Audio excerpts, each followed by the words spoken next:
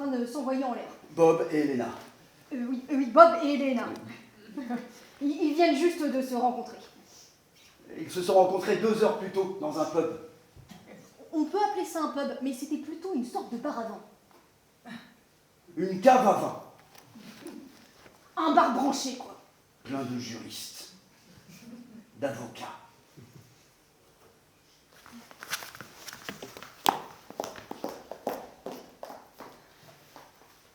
Elena attend un homme.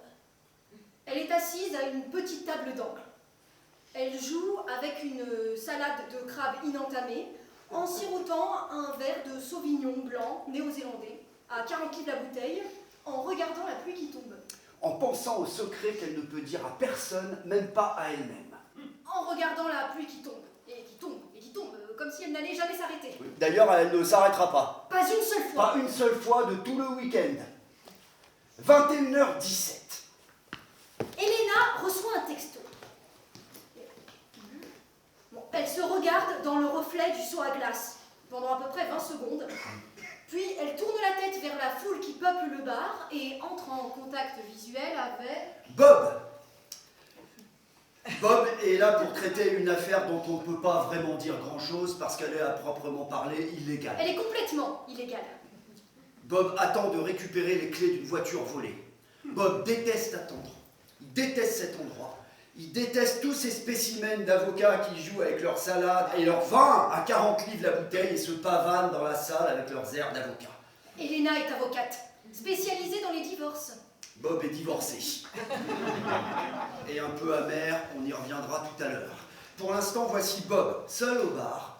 Devant lui, une bière brune, les idées brunes, qui lit une édition détrempée des carnets du sous-sol de Dostoïevski, pour se remonter le moral. Elena regarde Bob. Tout tendu, tout noué, irradiant l'hostilité. Et elle pense, parfait. Alors elle s'avance vers lui et elle dit... Excusez-moi, ça vous dirait de venir chez moi pour une partie de sexe extrêmement sauvage et totalement désinhibée? Non, elle ne dit pas ça. Si, c'est ça qu'elle dit. Faisons la connaissance de Bob. Robert Victor Maurice Liddell Hope McCartney. Plus connu sous le nom de... Bob, rien de spécial. Parce qu'il n'a aucune caractéristique physique déterminante. Contrairement à Jackson Janky Flageol, par exemple, ou Stevie Trois Tétons. Bob, rien de spécial, travaille à la périphérie des réseaux criminels d'Édimbourg. La plupart du temps, il fait des petits boulots qui impliquent de raconter des bobards. C'est un baratineur. Un conteur. Un menteur. À l'école, Bob était une star. Son talent de poète avait été repéré par le rédacteur en chef du journal de l'école. Bob était le rédacteur en chef du journal de l'école. En 1987, Bob sortait avec Frida Bastianelli, la plus belle fille du lycée. En 1987, Bob s'est acheté une guitare, un billet interrail et une casquette de pêcheur grec pour aller parcourir l'Europe en chantant dans les rues. En 1987, Bob était l'étoile la plus lumineuse au firmament de Brighton High School. 1987, c'était l'année de Bob. Depuis, ça n'a été qu'une longue dégringolade. Si vous avez une promesse à ne pas tenir, un espoir à saboter, souiller, briser, ou même simplement une petite chose à enlaidir, demandez à Bob.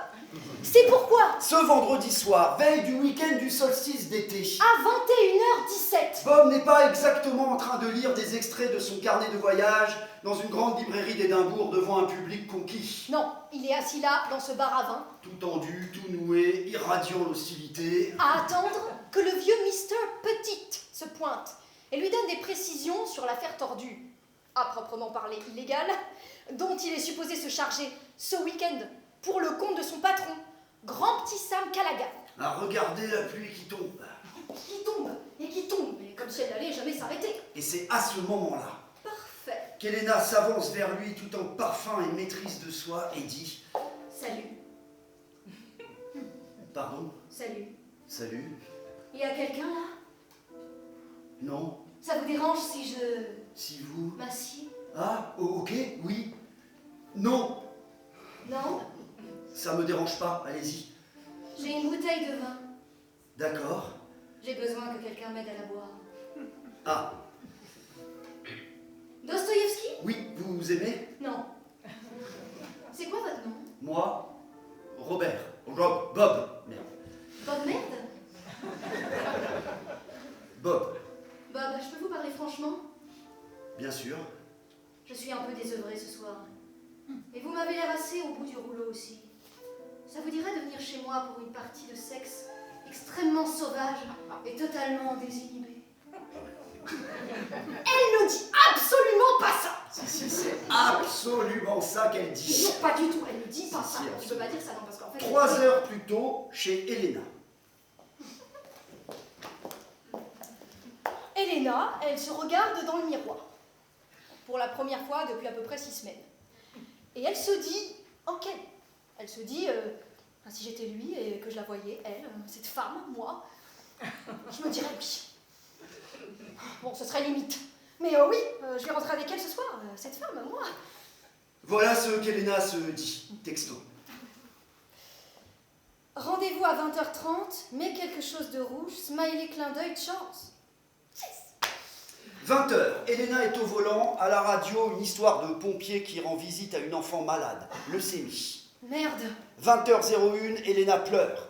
Depuis quelque temps, Elena a remarqué qu'elle a des accès de larmes, brusquement, brièvement, sans prévenir, ce qui est étrange parce qu'Elena n'est pas vraiment une sentimentale. D'habitude, Elena n'a pas le temps pour les larmes. Elle n'a pas le temps pour les pleurs. Elle a vu, dans son boulot, comment les femmes sont affaiblies par les sentiments. Elle a vu comment le sol se dérobe sous les pieds des femmes amoureuses, jusqu'au jour où tout est balayé, emporté par la vague. Et v'lan les avocates, v'lan les enfants qu'on embarque dans un taxi, v'lan les larmes. Alors Elena, elle les a toutes vues, les femmes hébétées, perdues, des vaches. Elle les appelle des vaches, qui traversent en meuglant les prés du désastre conjugal, beuglant désespérément dans le brouillard, perdue.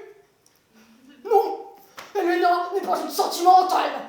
Nonobstant ces récentes crises de larmes. Elena n'est la vache de personne. 21h17. Donc Elena aperçoit son reflet dans le seau à glace.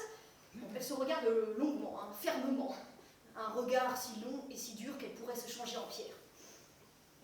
Avant d'en venir à la conclusion que, oui, en dépit de tout, si j'étais lui, moi je dirais quand même oui à cette femme, moi.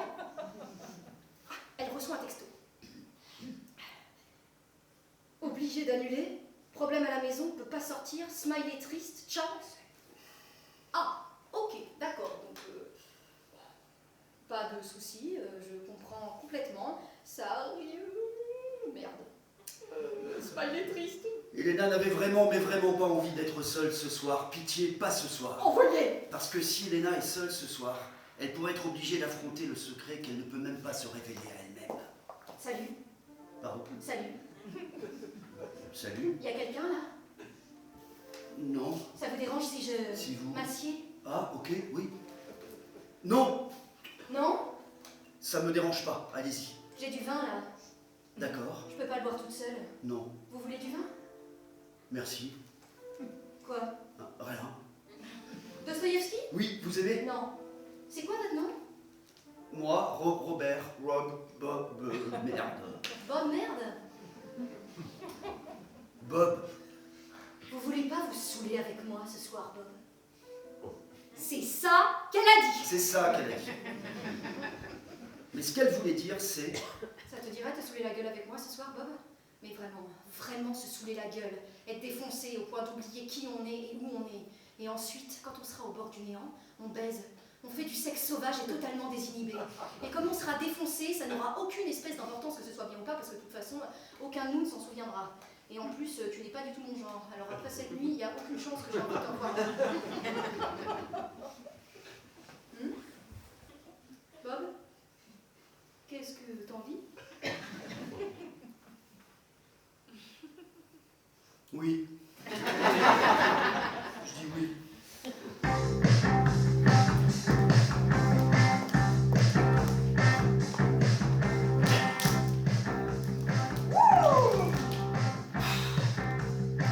Ce soir, le diable sur mon épaule traverse en douce sur l'autre épaule. Il passe une corde au cou de l'ange le pousse par-dessus bord.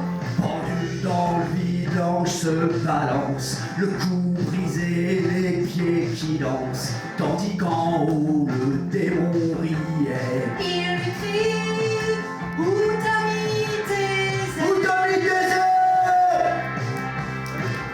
Où t'as mis tes ailes? Où t'as mis tes ailes?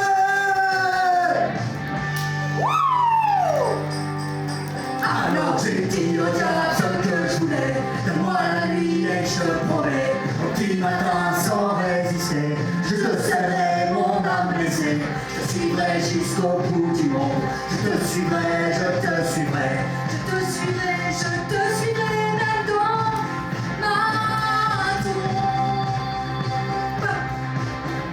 Donne-moi à boire, Donne-moi la nuit, fais-moi mal, et reprends tout après. Donne-moi la nuit, fais-moi mal, et reprends tout après. le diable connaît bien le chemin, J'aurais dû y penser avant, le diable connaît bien le chemin. j'aurais dû y penser avant. Avoir encore et pour la paix, et reprends tout après. Avoir encore, avoir sans fin, comme s'il n'y avait pas de lendemain.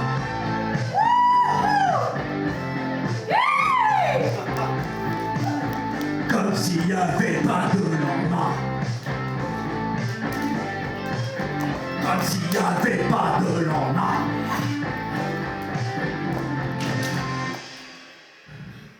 « 23h56. Donc, Elena n'a pas récupéré sa voiture au parking de Castle Terrace.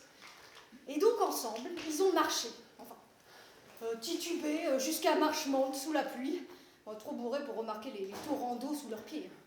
Ils ont trébuché, et ricané, et bredouillé, et grimpé tant bien que mal les marches de l'allée, et puis passé la porte, et tout à coup, alors, ils ne savent pas précisément comment c'est arrivé, Non. mais subitement, enfin, de fil en aiguille, une chose en entraînant une autre.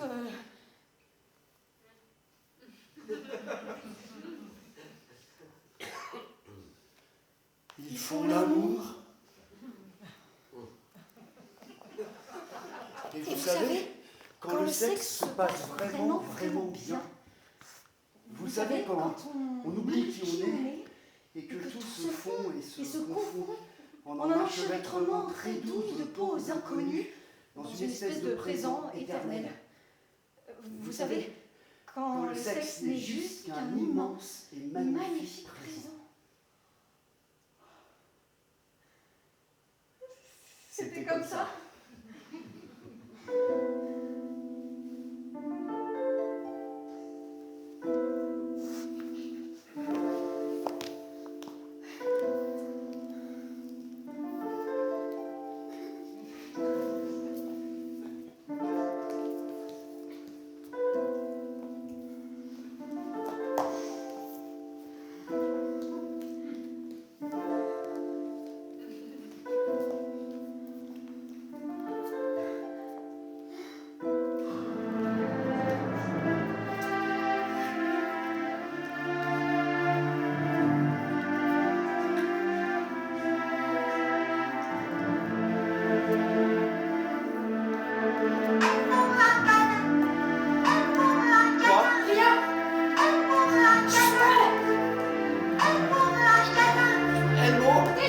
Elmo? Fais pas attention. T'as Elmo dans ton lit? Bon, il est à Brendan, mon neveu. D'accord. Désolé. Non, c'est bon, c'est drôle. Il a dû l'oublier quand il est venu cet après-midi. D'accord. Ne le lance pas. Quoi? Pardon, c'est juste... on n'a qu'à le poser. Là. Ok. Merci beaucoup. Bon, où on en était?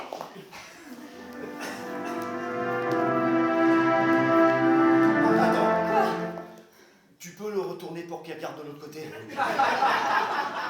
Désolé. Ok. C'est juste que ça me fait bizarre quand il me regarde. D'accord. Merci. Bon, où on en était? Merde, je suis vite que Zob. Il y a quelque chose qui va pas? Hein? Ah non, mon Dieu, non, c'est génial. Génial. Génial. Génial. Génial. Génial. Allez, concentre-toi, Elena. Allez, vas-y, Bob. Fais ce que tu sais faire. Reviens sur le terrain. Reste focus. Baise-moi. Ok. Oh putain, t'es doué. Oh putain, elle trouve que je suis doué. Ah ouais. Allez, je suis doué. Je suis une bête. Un loup affamé. Il se donne tellement de mal. Je maraude à travers la plaine primitive. Oh, tu pourrais au moins gémir, Elena. Je chasse, je capture ma femme. Mais il est merdique, ce gémissement là, Elena, recommence. Elle est à moi. C'est la mienne. La mienne. Putain, je me prends pour qui là? Je suis quoi là? Un homme préhistorique? Oh Putain, on va pas y arriver. Allez, on ressort les vieux classiques. Nathalie Portman.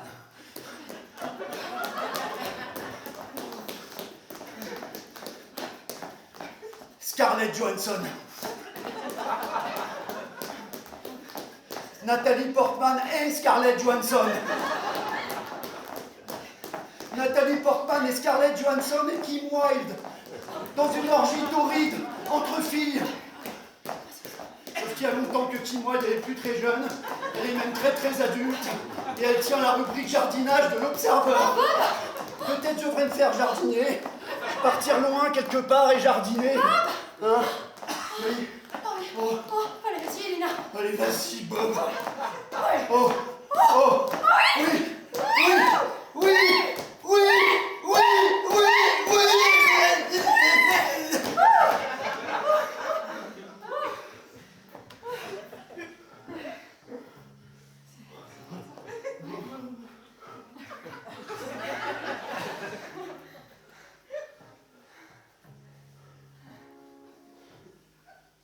Après ça, Elena reste dans les bras de Bob. Et elle sent la solitude qui la gagne de nouveau peu à peu. Cette impression qu'on la grippe, qu'on l'étouffe presque, qui la prend parfois. Et elle a repensé à Brendan, assis sur le lit à côté d'elle dans l'après-midi.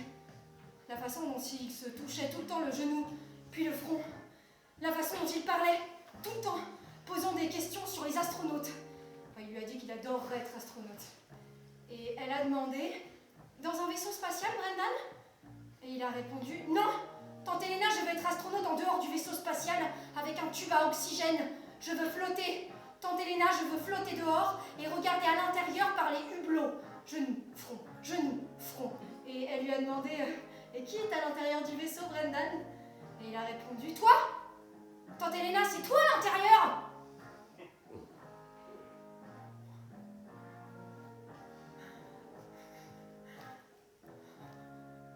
Quoi? Rien. Tu pleures? Non mais c'est l'alcool. C'est juste l'alcool. C'est juste l'alcool. Et peu importe pourquoi elle pleure, que ce soit l'alcool ou autre chose, un secret qu'elle ne veut pas lui confier, Bob découvre que tenir dans ses bras une femme qui pleure et dire « Chut, c'est rien, c'est rien ». Ça le rend étonnamment, parce que normalement il aurait envie de prendre ses jambes à son cou, étonnamment, il piquerait un sprint même. Étonnamment, barre-toi vite fait, Bob, casse-toi, c'est une cinglée, une chialeuse, voilà ce que Bob penserait normalement. Mais ce soir, en tenant cette femme-là dans ses bras, en sentant contre lui sa chaleur particulière et inconnue, s'enfonçant dans le sommeil, Bob a découvert qu'il se sent étonnamment pas mal. Chut. C'est rien, c'est rien, c'est rien. Bob, Ouais, tu ferais mieux de partir, hein? ouais, désolé. Et donc je rentre à pied au milieu de la nuit chez moi et je suis un peu désorienté, un peu perdu, et les premières lueurs de l'aube commencent juste à pointer au-dessus des meadows. Et j'ai envie de pisser. Alors je m'approche d'un arbre, sauf que ça ne veut pas venir. Voilà, ça ne peut pas venir. C'est peut-être à cause du matin triomphant, le morning glory, ou peut-être juste le souvenir de cette nuit, ce qui n'est pas forcément extraordinaire. Sauf que bon, il me regarde. Non mais il me regarde vraiment. Et donc, je me rends compte que je suis en train de regarder mon zob droit dans les yeux. Donc je le regarde, et tout à coup, il commence à me parler. Il commence à me parler. Regarde-toi, Bob. Regarde comment tu vis ta vie, mec. Tu fais tout un tas de trucs qui sont pas épanouissants, putain. T'es sous-performant, Bob. T'es un putain de loser, Bob. Alors, j'essaie de le calmer, mais il enchaîne. Et les femmes, Bob, hein? Je veux dire, toutes ces femmes avec qui tu t'engages jamais.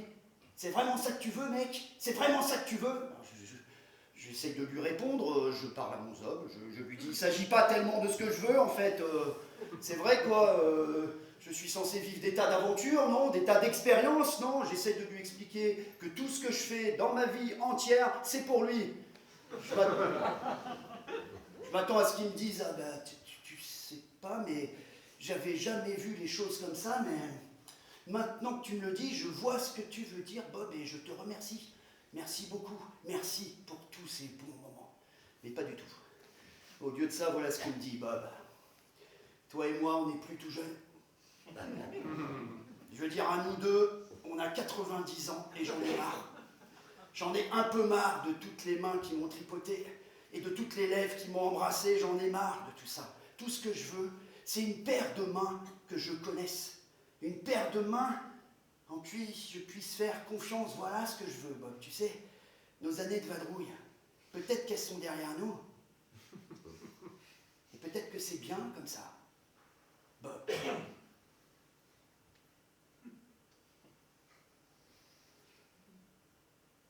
Et je dois l'admettre, j'y avais jamais pensé comme ça.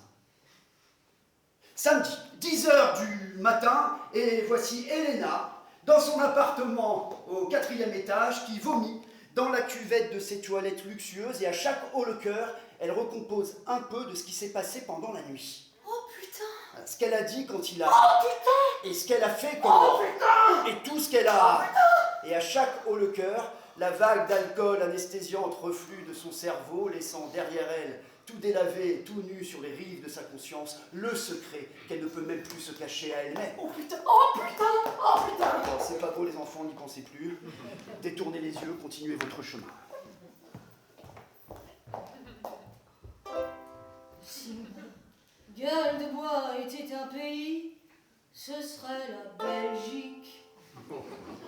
Si Gueule de Bois était une ville, ce serait Beyrouth.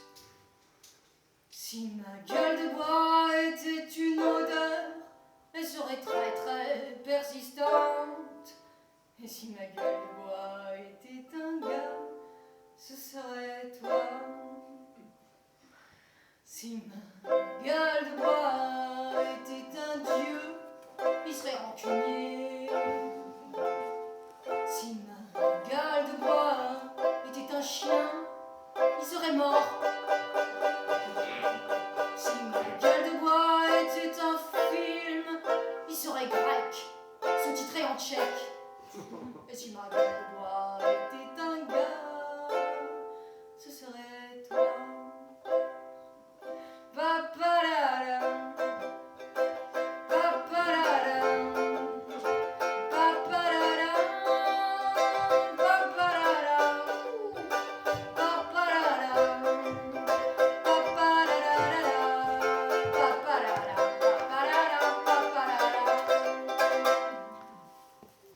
c'est le matin du solstice d'été. Et de l'autre côté de la ville, dans un appartement en sous-sol, Bob essaye désespérément de trouver le cocktail d'antidouleur et de compléments diététiques qui pourrait le débarrasser de son épouvantable nausée. Et lui aussi est obligé d'affronter un secret. Cher monsieur McCarthy, nos registres nous informent que vous avez aujourd'hui 45 ans. Nous offrons à tous nos patients, à l'occasion de leur 45e anniversaire, une consultation pour un check-up andrologie. Aujourd'hui, c'est l'anniversaire de Bob?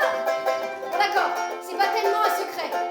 C'est plutôt que personne ne sait que c'est l'anniversaire de Bob, parce que personne ne connaît assez Bob pour s'intéresser à son anniversaire. Donc Bob est en train de méditer le fait que son entrée dans l'âge mûr prendra la forme d'un doigt froid et ganté de latex dans le cul, quand soudain on frappe à la porte. Ça... Oh, Grand petit Sam Callaghan fout dans la gueule de Bob son gros poing bien serré dans un gant de conduite en vachette marron. Ça c'est pour avoir laissé le vieux Mister Petite attendre tout seul au bar toute la nuit. Putain Bob, Quand est-ce que tu vas être un peu responsable, merde, putain? Grand petit Sam Callaghan était un homme petit, mais ça ne l'empêchait pas de prendre de la place. Sam avait un fils, Sam Junior, petit Sam, qui peut-être grâce à une alimentation équilibrée avait fini par dépasser son père. Et une paranoïa oedipienne était tout récemment venue s'insinuer dans le cœur de Grand petit Sam. Sam. Grand petit Sam Callaghan sent qu'il devrait affirmer davantage son autorité sur son réseau. Lève-toi! J'ai un putain de job pour toi. Tu vas vendre une voiture, vite. Elle est rose. Rose. T'as pas intérêt à regarder. Et tu iras mettre l'argent à la banque, Bob.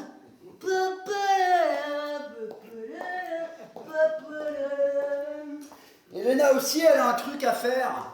Merde, La sœur d'Elena se marie aujourd'hui à midi. je suis en retard. Elena est demoiselle d'honneur. Oh putain, je suis en retard. Ça devrait pas être trop difficile, hein. Tout ce qu'elle a à faire, c'est d'arriver à l'heure, sourire et garder une certaine forme de politesse. Merde, chiotte-bite que ça. Ce sera la troisième de ses sœurs qui se marie, plus les 3 mariages de son frère, ce qui fait un total de 6 fois demoiselle d'honneur. Ça devrait être assez facile. Tout ce qu'elle a à faire, c'est prendre sa voiture, rouler jusqu'à la cathédrale, dire « Oh, qu'est-ce que tout le monde est chic !» faire semblant d'être ému par la cérémonie, poser pour les photos, demander des nouvelles des enfants, parler de petits bouts de chou en prenant un air attendri, adopter une attitude de légèreté et de gaieté courtoise, et quand on lui dira, parce qu'on lui dira « C'est toi la prochaine, Elena ? Elena, tu sais que ta sœur, elle l'a rencontrée sur Internet, Elena ? Pourquoi tu cherches pas sur Internet, Elena ?» Elena devra sourire et hocher la tête. Surtout, Elena devra résister à la tentation de dire « Rencontre sur Tinder. Putain, c'est le désespoir total. Je leur donne pas 1 an aux mariés. Voilà ce qu'elle a à faire. 10h55. Oh merde.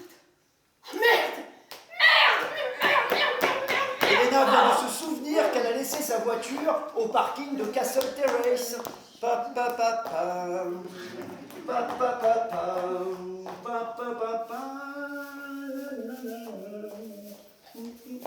Zone industrielle de Side Hill. Bob est debout sous la pluie, à côté d'une décapotable rose volée qu'il essaye de vendre à un type de Glasgow. Qu'est-ce que tu veux que je foute avec une voiture rose?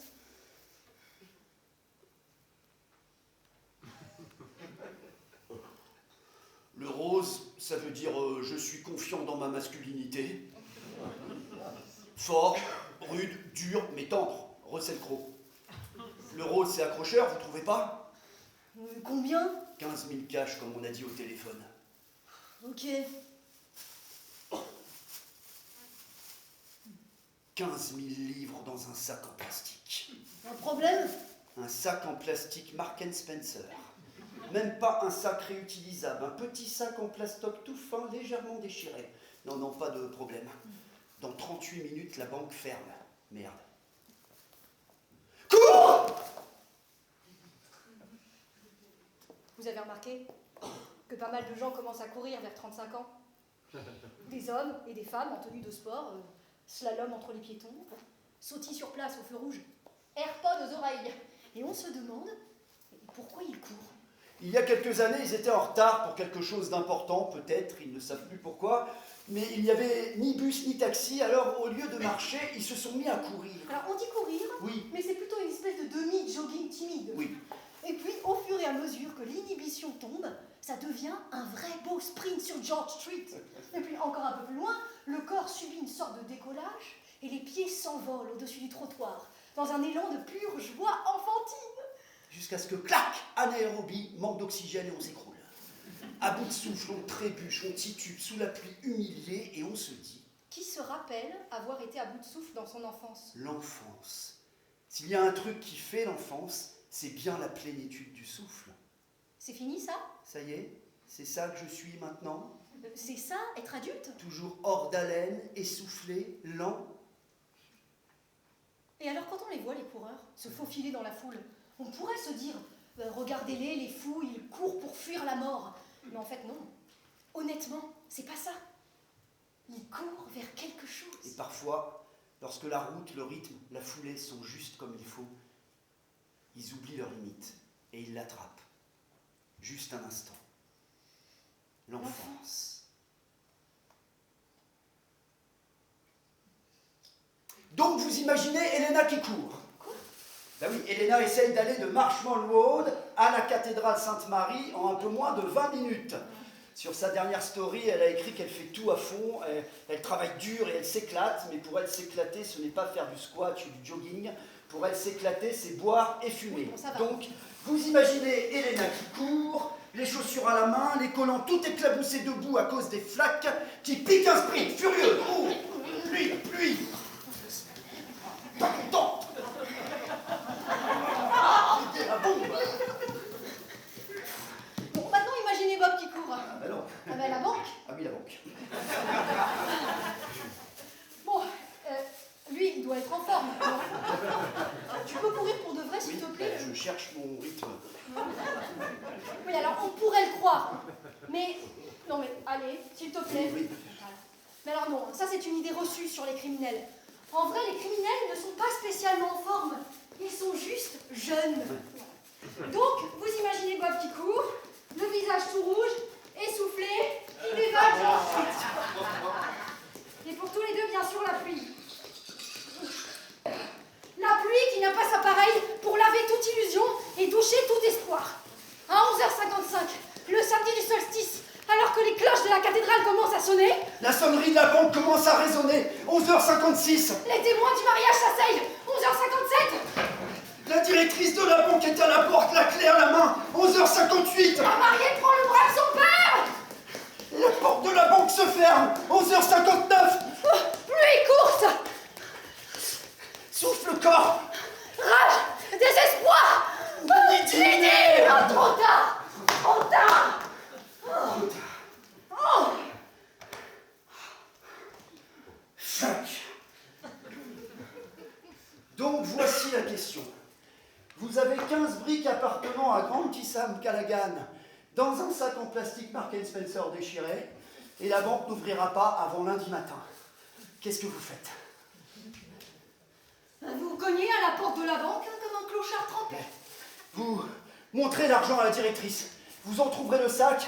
Vous désignez les liasses de billets en chuchotant « Je dois faire un dépôt ». Je dois faire... Attendez une minute. Et comme la directrice de la banque s'éloigne, vous pourriez penser « Super, elle est partie débrancher l'alarme pour m'ouvrir ».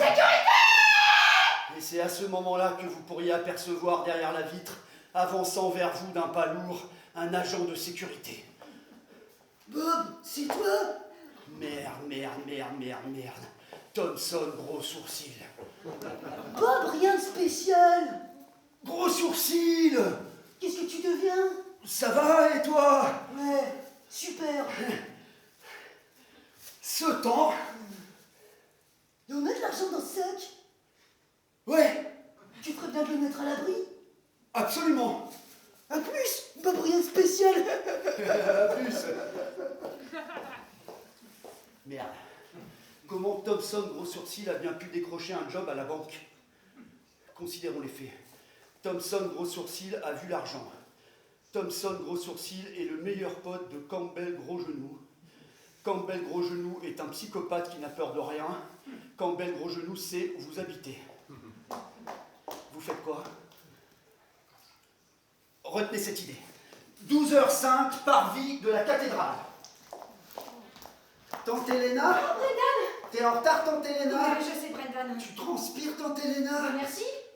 Ta transpiration sent la bière. Brendan. Maman, elle veut pas que je reste dans l'église au cas où je crie, je dois rester tout au fond. Tu aimes mon nouvel appareil photo? Il est très beau. C'est Tante Célina qui me l'a offert. Alors, s'il te plaît, ne le braque pas sur moi, Brendan. Tante Célina, elle a dit qu'aujourd'hui j'étais le photographe officiel. C'est vrai. Ah non, Brendan, par contre, s'il te plaît, ne... T'as ne vomi, Tante Elena? Non, C'est du vomi, ça? c'est pas le mien. Tante Célina, elle a dit que t'étais bourré sans doute hier soir comme d'habitude. Elle a dit ça? Tu vois comme il y a plein de tout, Tante Elena. Tu vois comme il y a plein de tout et qu'il y en a partout. Et ben si tu mets ce tout dans l'appareil, ça se met dans un carré. C'est à ça que ça sert un appareil photo. Ça met ce tout dans un carré. Si on n'a pas de carré, comment on sait où tout commence et où tout s'arrête? Tu vois? Brendan, s'il te plaît, ne braque pas ton appareil sur le vomi. Confrontés à un dilemme, certaines personnes trouvent des réponses d'après leur instinct ou leur expérience. D'autres se tournent vers Dieu. Mais quand Bob est confronté à un dilemme, Bob se dit qu'est-ce que je ferais si j'étais confronté à ce dilemme et que j'étais le personnage principal d'un film hollywoodien. Ok? Voilà le topo. Bob ne peut pas dire à grand petit Sam Callaghan que l'argent n'est pas en sécurité, parce que Sam serait de nouveau en colère contre lui, et comme il est un petit peu sensible en ce moment au niveau de l'Oedipe, il pourrait devenir violent. Bob ne veut pas rentrer chez lui parce que Campbell Gros Genou pourrait venir le choper. Bob a besoin d'un refuge. Où allez-vous quand vous n'avez plus nulle part où aller? Il faut que je trouve une église, tout de suite. Extérieur jour, parvis de la cathédrale.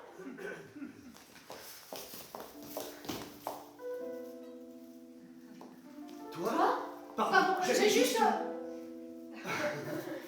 Ça va, qu'est-ce que tu...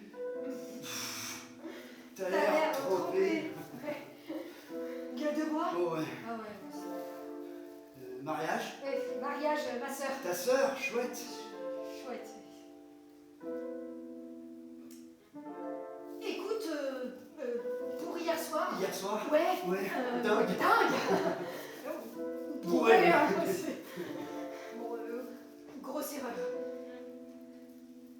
Grosse erreur. Je suis déjà... Aussi. C'est vrai? Ah, c'est super. Parce que j'ai Je suis avec quelqu'un. Ok, super. Ouais? Super. T'es T'es pas moi? Ah non. Non. C'est ok, tout va bien. Tout va bien. Tout va bien.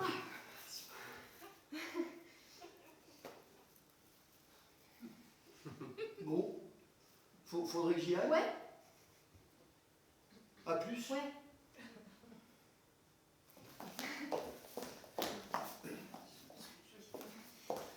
En fait, Quoi? non. Quoi? En fait, non. En fait, non, écoute.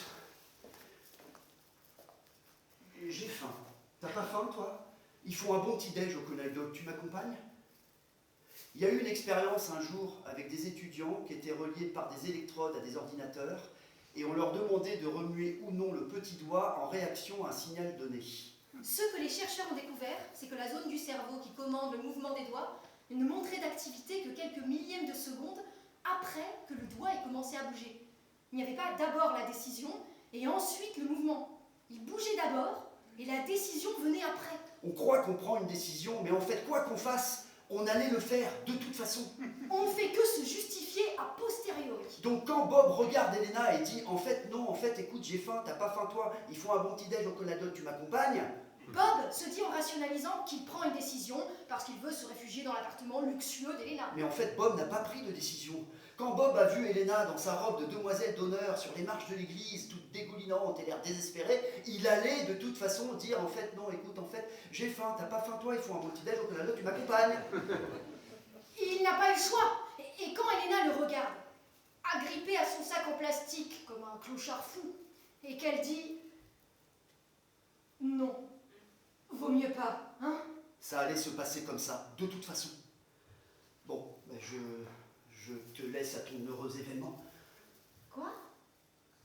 Ah, ça? Tu parles. Rencontre sur Tinder, désespoir total. Je leur donne pas un an aux mariés. La vie nous distribue des cartes et en fait on n'a même pas à les jouer. On se contente de les retourner et de regarder ce qu'on a reçu. Les cartes, elles sont battues à notre naissance et après les choses se déroulent toutes seules. On pourrait croire que la vie est une partie de poker, mais en réalité ce n'est qu'un jeu de patience. Retournons la carte suivante. Tante Elena, qu'est-ce que ça veut dire je leur donne pas un an? Brendan! Tout à l'heure, quand tu parlais au monsieur, t'as dit je leur donne pas un an. Mais non, voyons, j'ai pas dit ça. Ben si, tu t'as dit je leur donne pas un an. Brendan, s'il te plaît, chut! Non, tu l'as dit, t'as dit je leur donne pas un an. Brendan, tais-toi! Non. Carte suivante. Brendan glisse, Brendan tombe, Brendan est couvert de vomi. Brendan hurle. Ah. Carte suivante. Se trouve que Brendan a un truc avec l'hygiène, un truc avec les microbes. Carte suivante. La porte de la cathédrale s'ouvre. Les mariés et la foule d'invités émergent dans la lumière et voient Brendan, qui se déshabille, et qui hurle, et qui se touche le genou et le front. et qui récite en criant très fort l'enchaînement des événements pour tenter de les faire rentrer dans son carré mental et leur donner un sens. Tante Elena, elle m'a frappé et elle m'a poussé dans son vomi. Tante Elena, elle m'a frappé et elle m'a poussé dans son vomi. Ah ça, une rencontre sur Internet, je leur donne pas un an, voilà ce qu'elle a dit. Ah ça, une rencontre sur Internet, je leur donne pas un an, voilà ce qu'elle a dit. Si on était dans un film hollywoodien, la caméra s'éloignerait maintenant en contre-plongée pour faire un plan plus large. Et on verrait, sur les marches du parvis, une grappe dorée de demoiselles d'honneur entourant un garçon de 12 ans, tout nu, qui hurle. On verrait le visage de la mariée se défaire, on verrait les mariés, le marié et les témoins confus s'éparpiller dans tous les sens, et au milieu de tout ça, on verrait Elena, point fixe au cœur du chaos. Mais nous ne sommes pas dans un film, et la scène est tout simplement atroce. Horrible, le pire des cauchemars, un horrible magma de honte et de disgrâce. Si on était dans un film hollywoodien, il y aurait des confettis. Au moins, on peut avoir les confettis.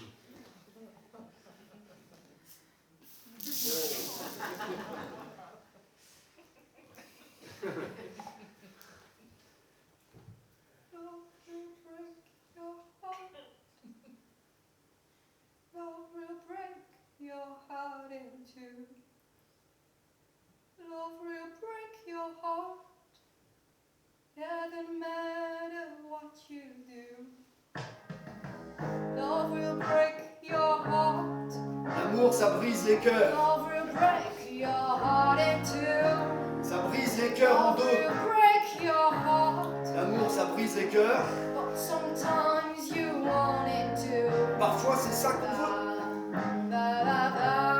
Va, va, va, va, va, va. Ah.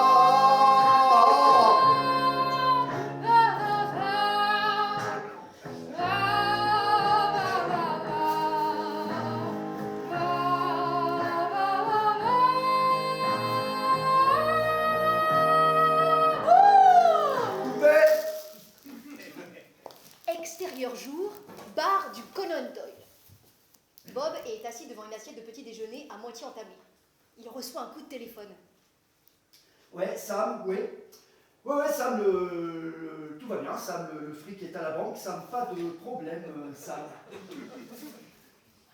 Bob donne un petit coup de fourchette dans la membrane à moitié cuite d'un œuf frit au plat. Ouais, Sam, tout va bien, Sam. Bien sûr, le fric est à la banque, Sam. Pas de problème.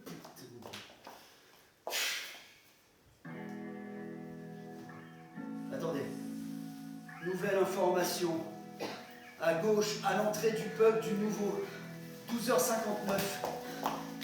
Elena? Bob? Bon alors je sais, je t'ai envoyé paître. Et je sais que je suis couverte de vomi. Mais je me suis enfuie de la cérémonie. Et j'ai besoin de disparaître un petit moment, alors je me demandais si ton offre de petit-déj tenait toujours.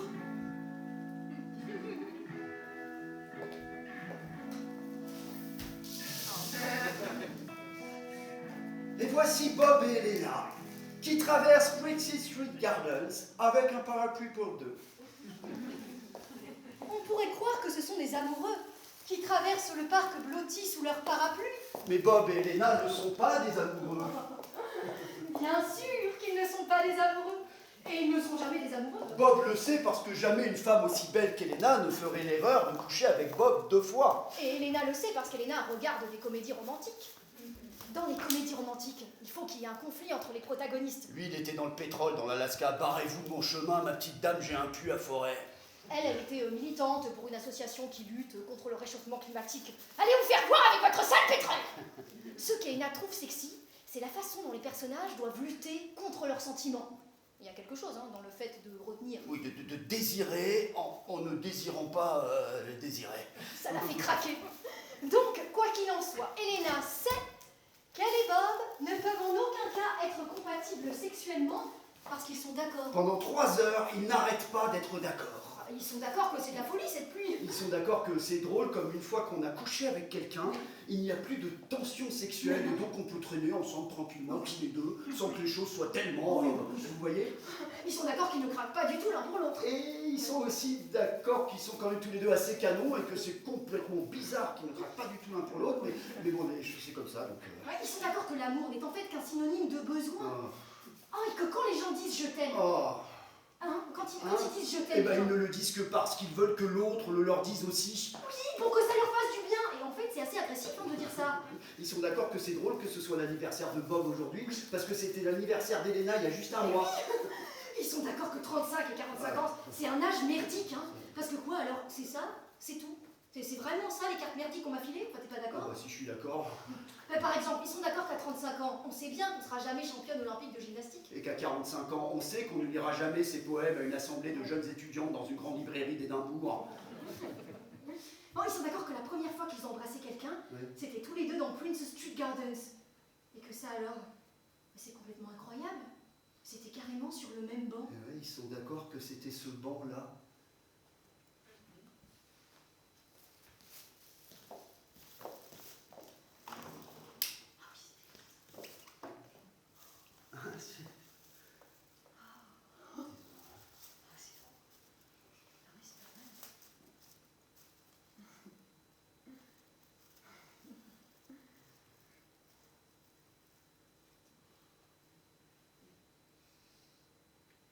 Ils sont d'accord que, putain, ça fait des heures qu'ils discutent et que là vraiment, il faudrait, enfin, Oui, ils on va sont faire quoi. ils sont d'accord que Bob devrait raccompagner Elena jusqu'à sa voiture. Oui, bien sûr. Et quand ils arrivent à la voiture d'Elena dans le parking de Castle Terrace, et que le ticket s'élève à 24 livres, ouais, ils sont d'accord que c'est parfaitement scandaleux. Et quand l'appareil affiche en grosses lettres Change is possible. un autre choix est possible, ils sont d'accord que c'est drôle de voir une caisse automatique dispenser des conseils philosophiques. Et quand l'appareil refuse les cartes bancaires et que Bob propose de payer, ils sont d'accord pour qu'Elena le rembourse une prochaine fois.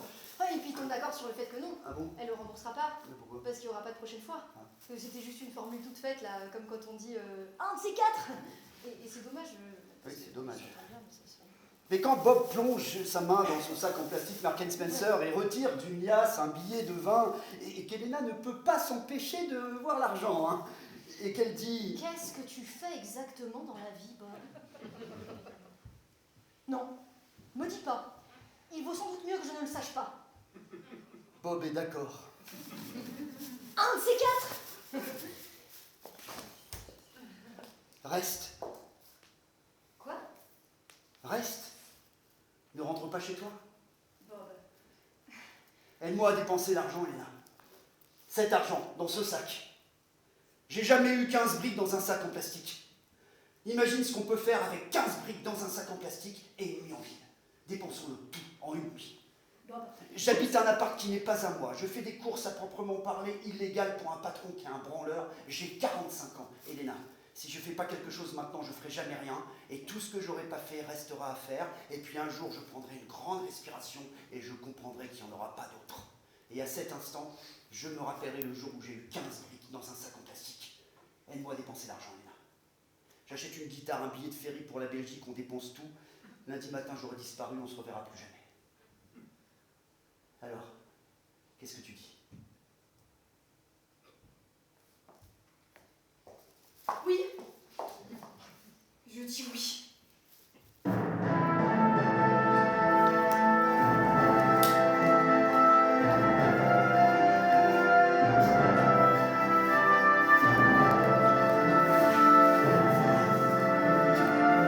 Voici donc venu le légendaire week-end de perdition. L'histoire qui se transmet de génération en génération et qui grandit et qui s'améliore chaque fois qu'on la raconte. Et plus vous racontez l'histoire, et plus ça devient une histoire. Les angles s'arrondissent et les détails se mélangent pour plus de saveur. Bob dit que dans une histoire, la vérité importe peu. Bob trouve que ce qui compte, c'est l'atmosphère. Quand il raconte une histoire, il essaye de rendre compte de l'atmosphère. Il aime bien changer un peu les détails. Oh mais Elena, elle veut vraiment se souvenir de tout. Elena, elle a adoré cette nuit. Et elle sent le souvenir qui s'éloigne doucement. Et ça la rend triste. Alors à chaque fois qu'elle raconte, elle essaie de ne rien oublier. Elle se bat pour retrouver le moindre détail. En commençant par ceux qui les ont plu. Champagne! Chablis. Macallan de 50 ans d'âge. Il était trop tôt pour les boîtes ou les restos. Alors on est allé chez un caviste dans le West End. Et j'ai dit, quelle est votre meilleure bouteille? Le top du top. Et je lui montre l'argent. Il fallait voir sa tête. Et il fonce, tête baissée, à grimper, à descendre de son échelle pour nous apporter des tas de bouteilles. Et c'est des vins à genre 100 livres la bouteille, quoi. Et le gars qui fait, c'est celui-là. Oh, ça c'est très bon. Et celui-là. Non, il faut que vous goûtiez et ça. celui-là. Ça, c'est- Et celui-là. Bref, on achète autant de bouteilles qu'on peut emporter. Et quand on s'en va, le gars sourit et il dit bonne dégustation. Mais il avait l'air tellement triste quand on est parti. Il avait un espèce de petit sourire en biais là. Non, mais il était vraiment passionné de vin. Non, moi je trouvais ça dommage qu'il puisse pas le boire avec nous. Hein. Alors Elena le persuade de fermer sa boutique et nous voilà tous les trois partis vers les abris de British Street Gardens à faire sauter les bouchons de champagne, à descendre le Porto, à en offrir dans des gobelets en plastique à une bande de jeunes gothiques qui traînaient par là et le gars qui fait vous sentez les notes de romarin qui développent au nez et la puissance des tanins. Et les filles gothiques font. Vous avez pas du cassis pour mettre dedans? Bref. Après, je sais plus pourquoi, on s'est mis à remonter High Street. Qui est-ce qui a suggéré C'était, ça? Ah, attends, je crois que c'était un des gothiques. Oui, le grand. Celui qui disait qu'il connaissait tout le monde à Édimbourg. Oui, parce que j'ai dit que j'allais partir en Europe pour chanter dans les rues. Et là, il y a un des gothiques qui a dit, il te faut une guitare, mec. Et le grand gothique qui connaissait tout le monde à Édimbourg a dit qu'il connaissait le propriétaire du Scales Music. Kenny. Alors, on est tous partis. Voilà. Bob et moi et les gothiques et le caviste. Oh, et attends, je crois qu'à ce moment-là, il y avait aussi un SDF qui s'appelait Henry. Ouais. Ne fumez pas, ne fumez surtout jamais. Alors, on est parti avec Henry au Scales Music. Wow. Fender, Gibson, acoustique, électro-acoustique, tout le monde dans le magasin a un avis sur la question, alors tout le monde apporte des tas de guitares et moi je gratte, moi. Bob ne connaissait qu'une seule chanson. Une chanson de The Jesus and the Mary Chain. Et les gothiques qui commencent à danser leur drôle de danse gothique tournoyante et à un moment, le gérant apporte une magnifique Fender 6 cordes dorées. Alors Bob achète la guitare. Et il achète aussi des tambourins pour les gothiques. Et on trouve une place sur High Street et on commence à chanter. Bon, je me mets à distribuer des billets de 5 livres à tous ceux qui veulent bien l'écouter. 15 tambourins, une Fender dorée, le caviste qui fait goûter son vin lipané. Et au milieu de tout ça, Bob qui chante. Sometimes up another day, an anti-burglary, and what you said I mean. It's so heavy and I'm looking free, but when the sun goes down, I want to start again. Je me souviens que je me suis dit qu'il avait l'air heureux. Mais tellement heureux. But when the sun goes down, I want to start again.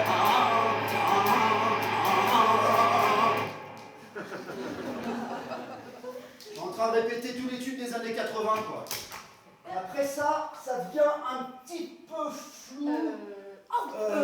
Bob oui. voulait de la weed. Oui, Et le oui. grand gothique connaissait un mec qui en vendait. Alors on est tous allés en bas des Scotsman Steps Ouais, pour fumer à l'abri de la pluie. j'ai dit à ce moment-là à un des jeunes gothiques que j'avais vu, The Jesus and the Mary Chain, en concert en 1983, et le mot me dit... Putain, ça devait être dingue d'être vivant à cette époque.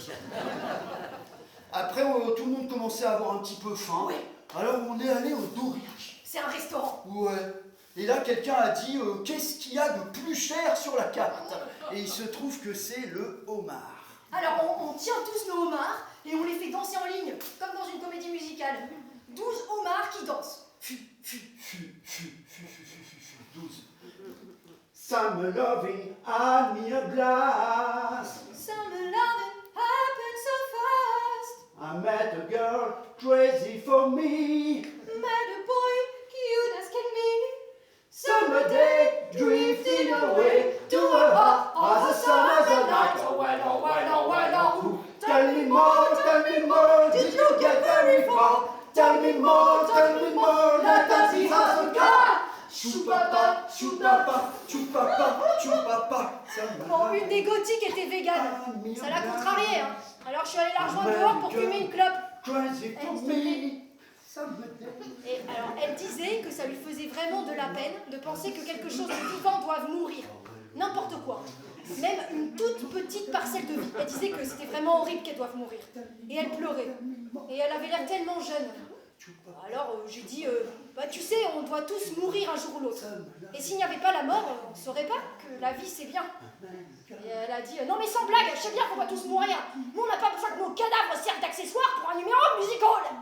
Someday drifting away to a heart as a summer's night. Tell me what. Après, on est allé en boîte. Le grand gothique connaissait un videur dans une discothèque quelque part à Lif. Et alors on s'est tous entassés dans des taxis. Ah ouais. Et alors je rigolais avec le Ouais, caviste. elle rigolait avec le caviste, pas mal. Ouais. Il y avait course de taxi sur Leaf Walk avec Henry qui hurle par la fenêtre. Ne fumez pas, ne fumez surtout jamais. Et à un moment, à la radio, Tie Me Up. Tie me up, fit your breasts into mine, and I will give my secrets to you. For a night, fit your breasts into mine. Et je me souviens que je me suis dit qu'elle était vraiment heureuse. Because I Vraiment can heureuse. do anything tonight. Tie me up. Oh, I can do anything tonight.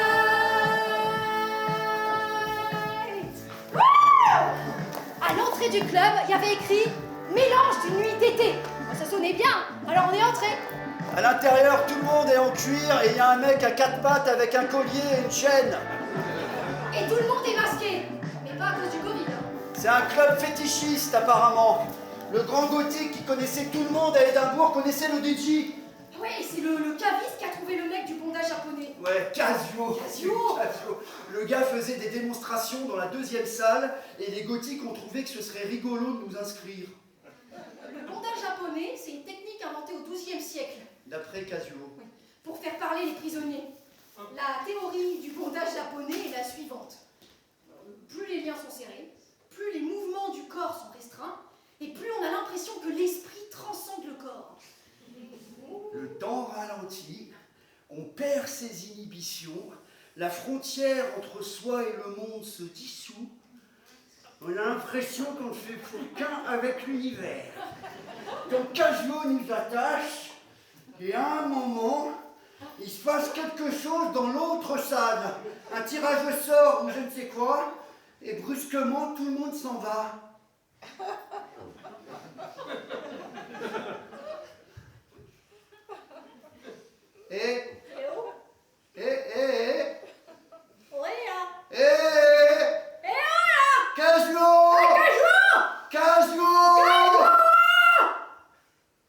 Tu sais défaire les nœuds?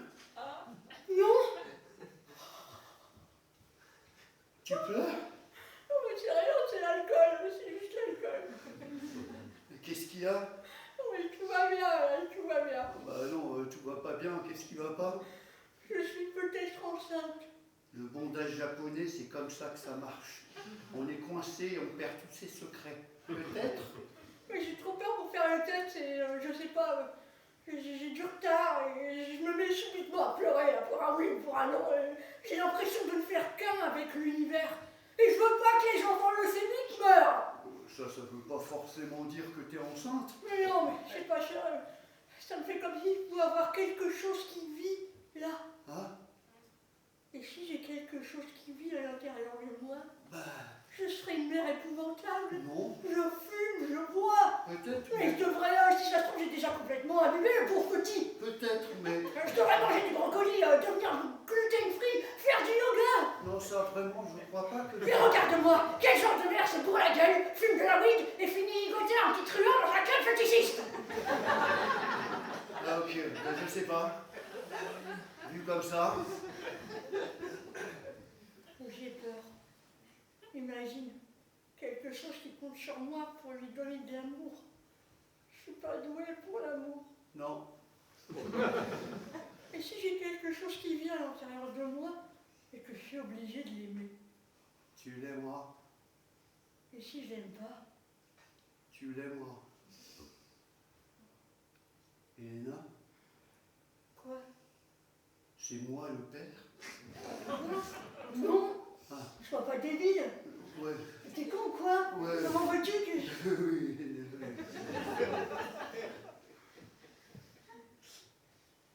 Bob, Ouais. je crois qu'ils nous ont oubliés. Au secours! Au secours! 4 heures du matin. Au bout d'un moment, Casio a fini par entendre nos hurlements et nous a détachés. Alors on a quitté la boîte et on s'est retrouvés dans la rue.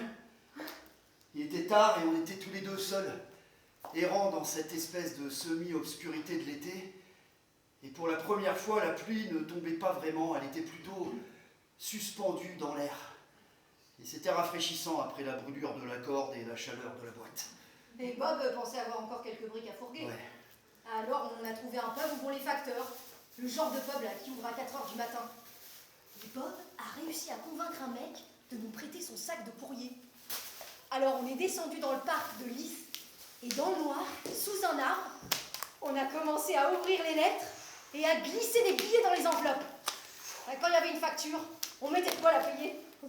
Oh, si c'était une lettre d'une grand-mère, on ajoutait un billet de vin. Les 2 pour la grand-mère. Et pendant qu'on faisait ça, je me suis rendu compte qu'on était au milieu de la nuit la plus courte de l'année. Le solstice d'été. Le Midsummer.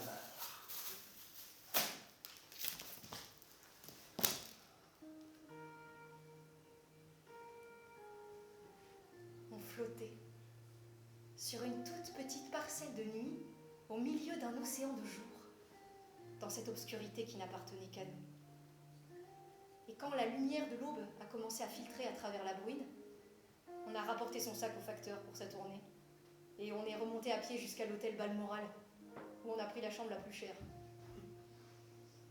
Et on a regardé le lit immaculé, tout blanc, tout parfait, vaste comme la mer, et luisant dans la lumière de l'aube, comme s'il était en or. Et Bob s'est allongé dessus. Il m'a regardé, il m'a souri et il a dit Ça y est, les jours raccourcissent.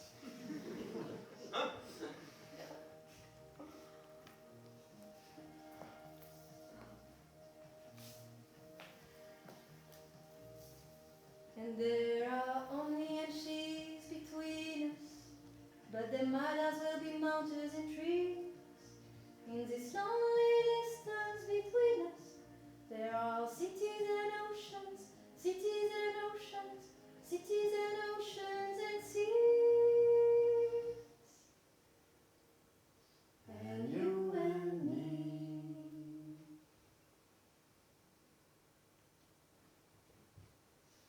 Dimanche, 10h30, Elena s'en va.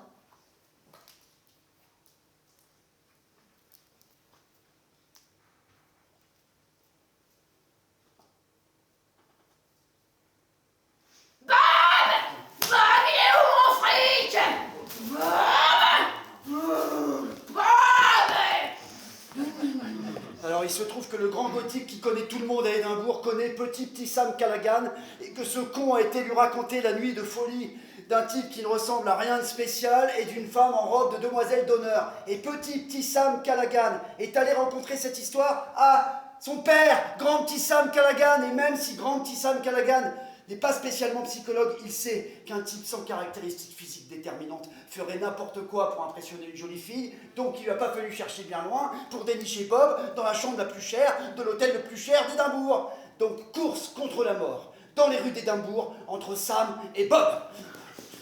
Parce que si Sam attrape Bob, il le tuera.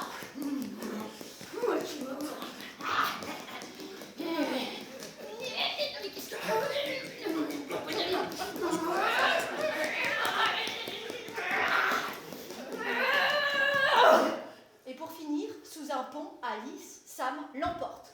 Il faut croire que l'angoisse oedipienne de grand petit Sam lui avait donné du mordant.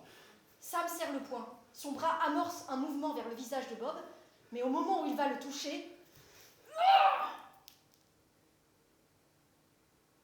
Le cœur de Sam lâche. grand petit Sam Callaghan est mort. Bob regarde Sam et dit Faut Faut vraiment que j'aille faire mon check-up andrologie. Dimanche, 11h15, Elena chez elle écoute ses vocaux sur WhatsApp. Elena, c'est Cathy, rappelle-moi. Elena, c'est Cathy, rappelle-moi. Elena, c'est Cathy, ta sœur, je te signale. Et c'est mon mariage que t'as foutu en l'air. Je sais pas si t'as assez dessoulé pour t'en souvenir, espèce de salope, mais le pauvre Brendan se remet à peine. Il s'est enfin rhabillé, mais il refuse de parler sans un mot. Alors si tu pouvais au moins répondre au téléphone, ce serait bien la moindre des choses. Elena efface le message. Dimanche 14h12, Elena envoie un texto. Bob, on peut se voir? Bob est sur Arthur Seat, assis sur un banc, sous la pluie, en train de pleurer. Tous les baratineurs savent qu'il y a des moments dans les histoires qu'on ne raconte pas. Des moments qu'on cache parce qu'on ne veut pas que le public n'aime pas le personnage principal, surtout quand le personnage principal c'est vous. Donc parfois il y a des trucs qu'on ne dit pas. Il y a un épisode de cette nuit légendaire qu'Elena adore. Oui, Mais quand Bob raconte l'histoire, il le saute toujours. Mais vous en avez besoin si vous voulez comprendre pourquoi Bob se retrouve assis sur un banc sur Arthur Seat en train de pleurer. Flashback. Quand Bob et Elena étaient attachés ensemble en bondage japonais, Elena a dit « Tu sais l'impression qu'on a quand on imagine la mort et qu'en prenant sa dernière respiration, on pense « Qu'est-ce que j'ai apporté au monde ? Est-ce qu'il y a une chose sur Terre que je peux montrer et dire qu'elle est meilleure grâce à moi ?» Je connais très bien ce genre d'impression. Au moins, quand on a un enfant, on peut montrer l'enfant et dire ça, cette vie-là, c'est mieux grâce à moi. Quand Elena a dit ça, Bob a répondu à Elena. Elle s'en souvient très clairement. Bob a dit à Elena: Un jour, t'as un enfant à 18 ans. T'as acheté un billet Interrail et t'as prévu d'aller faire un tour d'Europe avec Biggie et Jack pour chanter The Jesus and the Mary Chain dans les rues. Et t'as un coup de fil de ta chérie qui te dit qu'elle est enceinte.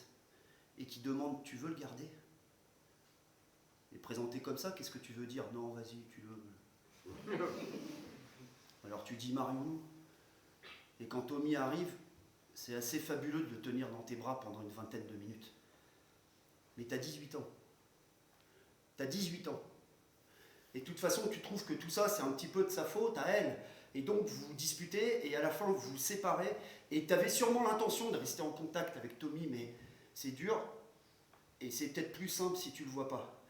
Alors t'envoies un chèque à sa mère quand tu peux, et tu suis ses matchs de foot dans les tournois interscolaires, mais au bout du compte. Est-ce que tu peux montrer ton enfant et dire ça, cette vie-là, ça, c'est mieux grâce à moi?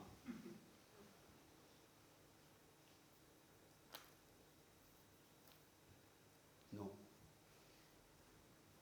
Tommy, s'il est bon à quelque chose, c'est pas grâce à moi. Tu as un fils? Ouais. Donc, quand Bob raconte la mort de Sam, il dit toujours qu'au moment où Sam a pris sa dernière respiration, il a pensé « Faut pas que j'oublie d'aller faire mon check-up andrologie. » Parce que c'est drôle. Ça, c'est l'atmosphère que Bob veut faire passer. Mais la vérité, c'est que quand Sam a pris sa dernière respiration, Bob l'a regardé et il a pensé à Tommy.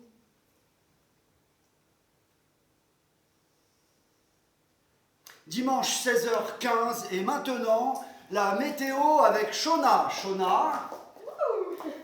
Merci Drew. Et bien dire que c'est le week-end du solstice d'été. Bingo. Pluie, crachant, brouillard pendant tout le week-end. Comme si c'était une sorte de punition. Mais la bonne nouvelle, c'est qu'un front plus doux arrive par l'est. Et la bruine qui recouvrait Édimbourg ce matin devrait se dissiper vers la fin de l'après-midi. Donc, si vous êtes assis sur un banc, à essayer de vous remettre d'une désillusion avec un être cher, et que quelqu'un vous envoie un texto « Bob, on peut se voir ?» et que vous sentez ce petit pincement d'excitation, et que vous vous dites « Oh non, qu'est-ce que je fais ?» Accrochez-vous, parce qu'on dirait bien que le soleil va finir par pointer. Et vous savez ce que fait le soleil sur Édimbourg, n'est-ce pas? Surtout en fin d'après-midi. Dites-nous, Shona. C'est beau comme le jour, Drew. Merci, Shona. Voilà qui ressemble à une bonne nouvelle pour un quadragénaire déprimé.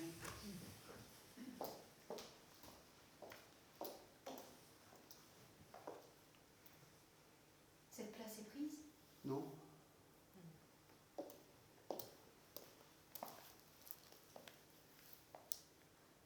Salut, Salut. c'est magnifique. Soleil. Édimbourg, Hier soir. hier soir, Fou. fou, Mais bien. bien. Tu sais, la nuit dernière, à l'hôtel, j'étais allongée, toi tu dormais, et la pluie tambourinait contre la vitre. Bon, elle faisait comme des coups de marteau sur la vitre. Et j'ai aperçu mon reflet dans le Velux. Je ne me suis pas reconnue. Et c'était une sensation géniale. Je savais absolument plus qui j'étais. Et ensuite, je me suis souvenue qui j'étais et où j'étais, et tu vois. Mais en fait, Bob, ce que je voulais te dire, c'est merci pour ce merveilleux week-end. Le week-end n'est pas encore terminé. Tu vas aller te balader? Allez, viens, on va se balader. Qu'est-ce que tu dis? Oui, moi je dis oui.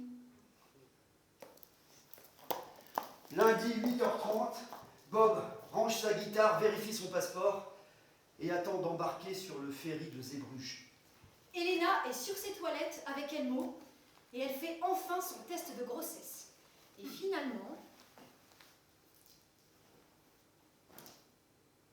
elle n'a pas un truc qui vit à l'intérieur. Elena sort de chez elle pour retourner vers le reste de sa vie. Change is possible.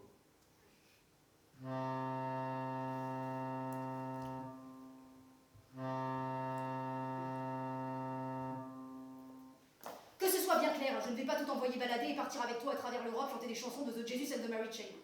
J'ai réservé un très joli hôtel à Bruges, 2 nuits à Bruxelles et un billet Amsterdam-Édimbourg. Je n'ai qu'une semaine de vacances, ok? Ok. Toi et moi, nous n'allons pas vivre très heureux et ce bateau ne va pas s'éloigner vers le soleil couchant, c'est clair? Très clair. Voilà ce qu'Elena a dit sur le ferry de Zeebrugge le lundi matin, après le solstice. Ça, c'est ce qu'elle a dit. Mais ce qu'elle voulait dire, c'est... T'as pas besoin d'une choriste?